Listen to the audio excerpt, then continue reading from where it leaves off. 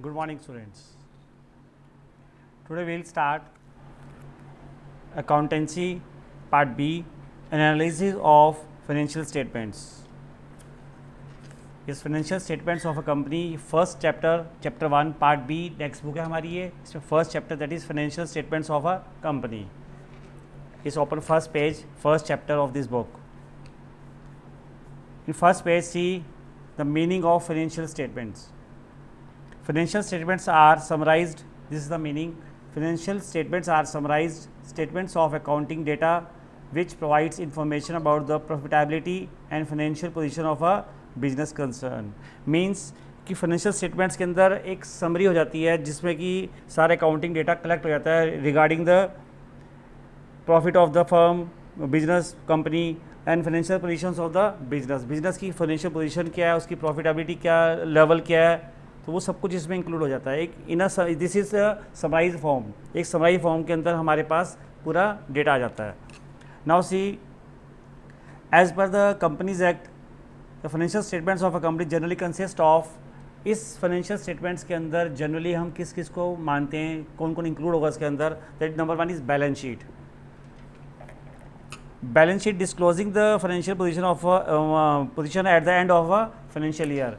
Balance sheet हमें उस company की financial position at the end of the year क्या होगी उसको डिस्क्लोज करता है, उसके बारे में बताता है, रिफ्लेक्ट करता है. Statement of next is statement of profit and loss. Statement of profit and loss disclosing profitability of the company during an accounting period. It is also known as income statement. इसको income statement भी बोलते हैं. जैसे कि हम PL account बनाते थे last year 11th class में बनाया था हमने पीएल अकाउंट्स. इसी तरह से हम यहाँ पर बनाते हैं statement of profit and loss, जिसके अंदर हमें क्या शो होता है कि पूरी कंपनी की इनकम, प्रॉफिट, लॉस डेटा उसके पूरे डिटेल्स में हमारे सामने आ जाते हैं कि उसमें क्या क्या डिटेल्स हैं. It disclose the profitability of the company during an accounting period. उस पर्टिकुलर एक अकाउंटिंग पीरियड का जो भी प्रॉफिट लॉस होगा वो पूरा डिटेल में हमारे सामने आ जाता है. नेक्स्ट, इस फाइनेंशियल स्टेटमेंट्स के अंदर हमें बनाना होता है notes to accounts. Balance sheet या स्टेटमेंट ऑफ पीएल हम बनाते हैं, जो इनके अंदर डिटेल्स होती हैं उसको हमें नीचे notes to accounts, specially in balance sheet हमें नोट्स टू अकाउंट्स के अंदर सब डिटेल्स देनी होती है कि इस बैलेंस शीट के हर हेड के अंदर जो वैल्यूज़ आई हैं उनकी कैलकुलेशंस क्या थी और कैसे थी, या पर्टिकुलर एक हेड के अंदर सब हेड्स क्या होंगे, तो उनकी कैलकुलेशंस हमें नोट्स टू अकाउंट्स में अलग से शो करनी पड़ती हैं. ये एक फेयर वर्क होता है. नेक्स्ट, लास्ट हम बनाते हैं cash flow statement. It is cash flow statement is prepared in according with AS accounting standard 3 to show inflow and outflow of the cash. इस कैश फ्लो स्टेटमेंट के अंदर हमें उस पर्टिकुलर ईयर का cash inflow और cash outflow business firm के अंदर means अपनी कंपनी के अंदर हमारी कितना कैश आ रहा है और कितना कैश जा रहा है, इनफ्लो एंड आउटफ्लो, हमें ये दोनों उसमें रिफ्लेक्ट होते हैं उस कैश फ्लो स्टेटमेंट के अंदर. तो ये सब statements balance sheet number 2, statement of PL account, notes accounts, cash flow statements, ये सबको मिलाकर हम बोलते हैं ये हमारी फाइनेंशियल स्टेटमेंट है इस पर्टिकुलर सेशन, इस पर्टिकुलर ईयर की. फाइनेंशियल ईयर स्टार्ट होता है students 1 April to next year 31 March of any particular year. Yes, see what are the objectives of financial statements. इस फाइनेंशियल स्टेटमेंट के ऑब्जेक्टिव्स क्या हैं, why we have to make this financial statements, all this datas. Number 1, to provide information about the earning capacity of the business. Management को earning capacity business की पता लग सके, इसके लिए हम ये फाइनेंशियल स्टेटमेंट तैयार करते हैं. ऑब्जेक्टिव्स क्या हैं इसको बनाने के. Number 1, to provide information about the earning capacity of business. Business की अर्निंग कैपेसिटी कितनी है, किस रेट पर वो ग्रो कर रहा है, वो हमें एक पता लग सके, ये ऐसी इन्फॉर्मेशन हमें मिल सके, इसके लिए हमें फाइनेंशियल स्टेटमेंट बनानी पड़ती है. Number 2, to provide information about cash flows. Cash flows की क्या कंडीशन है, क्या सिचुएशन है, कैश फ्लो कितना इन है कितना आउट है, मींस कितना इनफ्लो है कितना आउटफ्लो है, वो हमें पता लग सके, इसके बारे में हमें पता लगता है कैश फ्लो से. तो हमें बनाना क्या होता है, फाइनेंशियल स्टेटमेंट के अंदर कैश फ्लो को बनाना होता है. नेक्स्ट, टू जज इफेक्टिवनेस ऑफ मैनेजमेंट. और ये जजमेंट हो जाती है मैनेजमेंट को कि वो मैनेजमेंट कितना इफेक्टिवली काम कर रही है. मैनेजमेंट की इफेक्टिवनेस वो हमें पता लग जाती है कि मैनेजमेंट कितना इफेक्टिवली इस बिज़नेस को रन कर पा रही है. तो मैनेजमेंट अपनी अंदर इंप्रूवमेंट लाने की कोशिश करती है. For this purpose we have to make financial statements. Now see students, first of all we have to make balance sheet. Balance sheet students आप लोगों ने जो लास्ट ईयर बनाई थी वो थी हॉरिजॉन्टल फॉर्म के अंदर। Now as per companies act 2013 part 1 schedule 3 के अकॉर्डिंग जो है हमें बैलेंस शीट बनानी है वर्टिकल फॉर्म में। हॉरिजॉन्टल फॉर्म की बैलेंस शीट अभी नहीं चलेगी, वो पार्टनरशिप भी हमने लास्ट ईयर इंडिविजुअल्स में बनाई थी वो।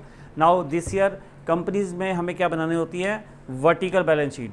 सो see students, the proforma of this vertical balance sheet of financial statement of companies under the section 240 companies act 2013। These are the columns.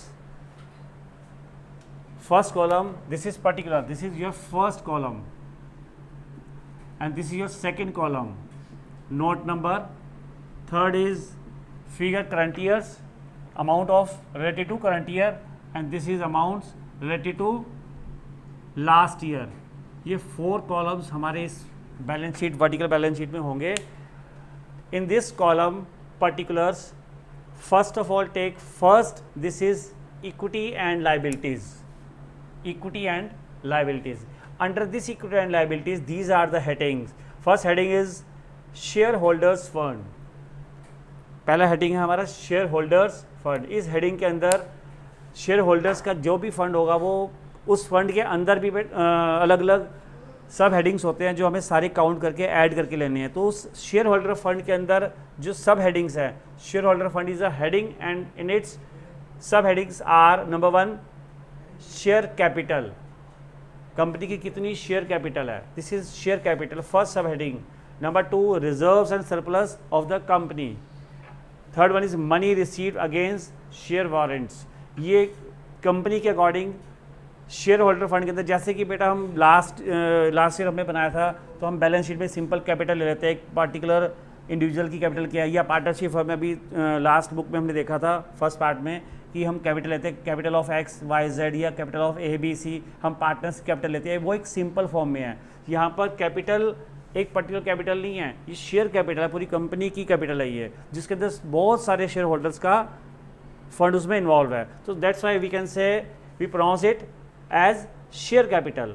So share holder funds के अंदर आएगी share capital plus साथ में next subheading उसका reserves and surplus, money received against share warrants. Next heading है हमारे पास share application money pending allotment. कुछ पैसे ऐसा होता है कि अलॉटमेंट के साथ जो हमारा कुछ शेयर कैपिटल का शेयर का पैसा पेंडिंग हो जाता है कैपिटल का, जो हमारे पास रिसीव नहीं हुआ। Share application money pending allotment के टाइम तक वो पेंडिंग रहता है पैसा, जो हमने कॉल किया लेकिन अभी मिला नहीं, हमें रिसीव नहीं हुआ, तो वो पेंडिंग अमाउंट भी हम यहाँ शो करते हैं। Next third heading is non current liabilities. Non current liabilities के अंदर कौन कौन आएंगे, लॉन्ग टर्म बोरोइंग्स, जो हमें लंबे समय की हमारी लाइबिलिटीज़ हैं। लॉन्ग टर्म बोरोइंग को हमें 10 ईयर्स 5 ईयर्स हमने को लोन ले लिया बड़ा सा, तो that comes in this heading long term borrowings. Next is deferred tax liability. Deferred tax liability कैसी होती है, एक इनकम टैक्स की अकाउंटिंग जो कैलकुलेशन करते हैं हम, अकाउंटिंग कैलकुलेशन जो हम कर रहे हैं, और एक कैलकुलेशन इनकम टैक्स डिपार्टमेंट करता है। हमारी कैलकुलेशन अगर ज़्यादा है, अकाउंटिंग कैलकुलेशन हमारी इनकम टैक्स अकाउंटिंग हमारी अगर ज़्यादा आ रही है और डिपार्टमेंट की कम है, तो उसका जो डिफरेंस होगा लाइबिलिटी है। अगर हमारी वहाँ से अमाउंट लेना बनता है, उधर ज़्यादा आ रहा है, तो that is deferred tax asset बन जाता है वही। ये स्टेटमेंट आपकी अभी सिलेबस से आउट है, तो इसके एडजस्टमेंट के क्वेश्चन आपको नहीं आएंगे। डेफर्ड टैक्स लाइबिलिटी ये एक पर्टिकुलर सब हेड है जो इस हेडिंग के अंदर आता है। नाउ सी next other long term liabilities. Other long term liabilities. Next long term provisions, कोई हमें लंबे समय के प्रोविजंस के पर्टिकुलर किसी मशीन को परचेज करना है, या हमें कुछ भी किसी चीज़ के लिए भी पर्टिकुलर स्पेशल प्रोविजंस बनाते हैं, तो वो प्रोविजंस को हमें अगर लॉन्ग टर्म है हमारे पास, तो वो लॉन्ग टर्म प्रोविजंस हम यहाँ पर लेंगे इस डी पार्ट में। Now see next current liabilities. अब करंट लाइबिलिटीज़ के अंदर कौन कौन आता है, शॉर्ट टर्म बोरोइंग्स, यहाँ पर ए शॉर्ट टर्म बोरोइंग्स, जो हम छोटे समय की with in the year short term borrowings जो हम बोरो करते हैं पैसा, वो सभी शॉर्ट टर्म बोरोइंग्स इसमें आएंगी। ट्रेड पेबल्स, जैसे कि हमारे क्रेडिटर्स हो गए, ट्रेड पेबल्स ये इसमें आएंगे। नेक्स्ट अदर करंट लाइबिलिटीज़, और भी ट्रेड पेबल्स के अलावा जो करंट लाइबिलिटीज़ हो सकती हैं वो सब इसमें आएंगी।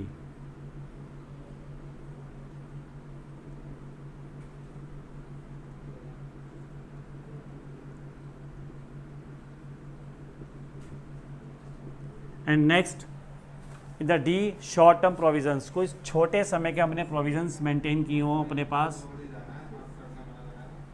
तो कोई छोटे समय के प्रोविजंस हमारे पास हों वो भी हम इसमें लेते हैं, short term provisions.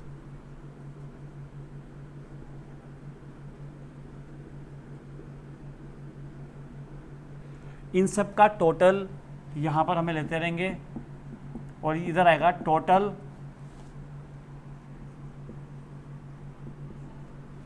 Of current year values and previous year values. Then after next heading शुरू होगा एसेट्स। वहाँ पर हम जब हॉरिजॉन्टल बनाते हैं तो हम एक तरफ लाइबिलिटीज और इधर एसेट्स लेते हैं। Now assets will not come in right side, it will come after the liabilities. Now see, when we take the total of liabilities, then we start assets.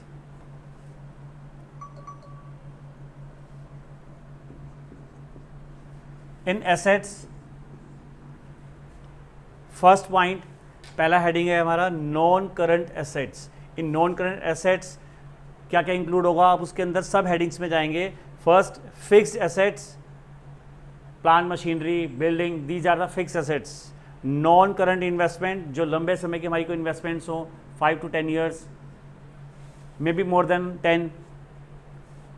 The same deferred tax liability, अभी मैंने आपको explain किया कि deferred tax liability क्या होती है। इसके adjustment शायद तुम्हें इस बार नहीं है क्योंकि ये अलाउड नहीं है इस बारी, इस पर्टिकुलर सेशन में इसको हटा दिया गया है सिलेबस से।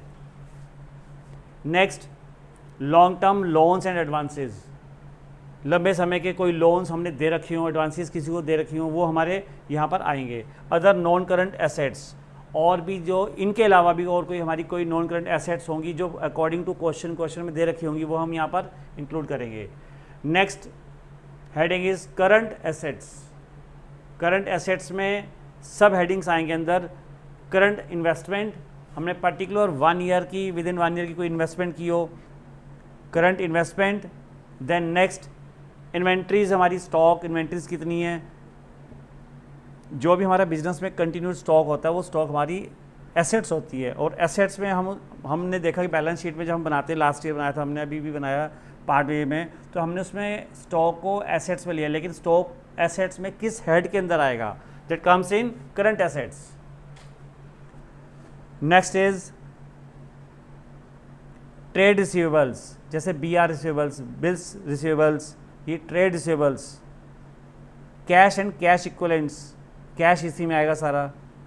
Short term loans and advances, कोई छोटे समय के हमने लोन एडवांसेस किसी को दे रखे हों तो वो आएंगे इसके अंदर, क्योंकि हमारी एसेट्स हैं वो। और अदर करंट एसेट्स, और भी कोई करंट एसेट हो तो वो यहाँ पर आएगी। यहाँ पर सारी करंट एसेट्स आनी है, नॉन करंट एसेट्स आनी है। एसेट्स के अंदर सबसे पहले आएगी नॉन करंट एसेट्स, उसके सब हेड उसके अंदर आएंगे। और related to current assets, non current assets के बाद आएगी, वो उसके सब हेड उसके अंदर आएंगे। पहले हम इस बैलेंस शीट के परफॉर्मेंस में सबसे पहले हम लेंगे इक्विटीज एंड लायबिलिटीज़। उसके अंदर ये पहला हेडिंग, फर्स्ट हेडिंग हमारा share holders fund, next heading share application money pending allotment, next heading third one non current liabilities, then current liabilities. इस तरह से हम इस लायबिलिटीज़ का टोटल लेंगे यहाँ पर। Then after it we will take, क्या लेंगे हम, एसेट्स। अब एसेट्स में ये सेकंड पार्ट है बैलेंस शीट का जिसमें हम एसेट्स लेते हैं। First heading non current assets, उसके सब हेडिंग्स उसके अंदर आएंगे। Then after will take at the last current assets, फिर इसका भी टोटल यहाँ पर लेंगे। एंड द सेम जैसा कि पहले होता है कि टोटल दोनों बैलेंस शीट की दोनों साइड्स का total of liabilities is always equal to total of assets.